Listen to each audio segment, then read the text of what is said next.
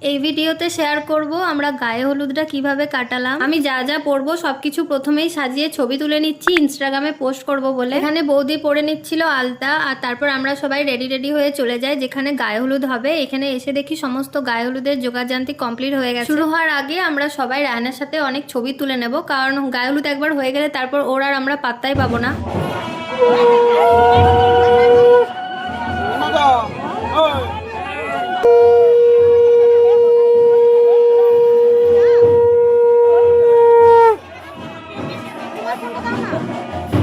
সবাই দেখি রায়ানকে খুব অল্প অল্প করে হলুদ মাখাচ্ছিল, কিন্তু আমি যে ওর গোটা গায়ে একদম ভরিয়ে দিয়েছিলাম। ওকে হলুদ মাখানো দেখে নিতবর আবার ভয় পেয়ে আর হলুদই মাখতে চাইছিল না।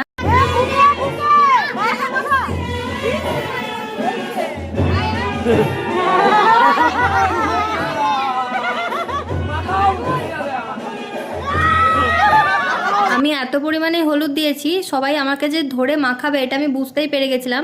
ওই জন্য আমি রায়ানকে হলুদ দেওয়ার পর ওখান থেকে চলে এসে আর বাড়িতে থাকিনি, একদম সোজা পার্লারে চলে গেছি। এমনিতেই আমার নাম খুশি বলে সবাই খুশির আগে রাটা যোগ করে রাক্ষুসী বলে দেয়, কিন্তু এখন আমি প্রফেশনাল রাক্ষুসী হব বলে নখগুলোও ওই রকম লাগিয়ে নিয়েছি। প্রথমে আমি ভেবেছিলাম মেকআপটা করব না, শুধু চুলটাই বেঁধে নেব, কিন্তু পরে আমার আবার মুডটা চেঞ্জ হয়ে যায়। আমরা সবাই রেডি হয়ে গেছি, দিদির ফটোশ্যুট চলছে, আর এইটা হচ্ছে আমার ফাইনাল লুক। এমনিতেই আমি মেকআপ বেশি করা পছন্দ করি না, তাই পার্লারে মেকআপ করাটা আমার উচিত হয়নি, কিন্তু চুল বাঁধাটা আমার খুবই পছন্দ হয়েছিল।